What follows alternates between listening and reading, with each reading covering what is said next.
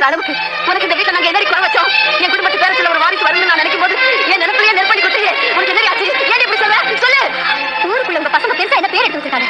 பெருமை பேசுறதுக்கு பேரை இல்லையே நீங்க வருத்தப்படுது. ஊருக்குள்ள இருக்க பொம்பளைங்களை அக்கா தங்கச்சி நினைக்காம அண்ணன் தம்பியை சேர்த்துட்டு கூத்தடிச்சாங்களே அந்த பெருமை பேசுறதுக்கு பேரை இல்லையே வருத்தப்படுறீங்களா? இல்ல என் மேல இருக்கிற வெறியில எங்க 2 பேருக்கும் இடையில தப்பு நடந்ததா போய் சொல்லி என் கழுத்துல தாலி கட்டினாரே அந்த பெருமை பேசுறதுக்கு பேரை இல்லையே வருத்தப்படுறீங்களா? இந்த மாதிரி பிள்ளைகளை பெற்றதுக்கு நீங்க மனைவியாவே இருக்கலாம். இல்ல பெற்று வளர்த்துக்கு செத்து போயிடலாம். யாரை பார்த்து என்ன பேச்சு பேசுற? இவ்வளவு நாள் நீ எனக்கு செஞ்ச அவமானத்துல நான் போட்டுக்கிட்டேன்.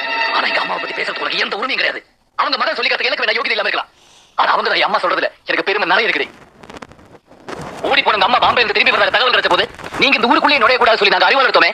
அப்ப அடங்கி போறதுக்கு காரணம் என்ன? உன் அழகை பார்த்து நினைச்சியா? என் அம்மா சொன்ன ஒரே ஒரு வார்த்தை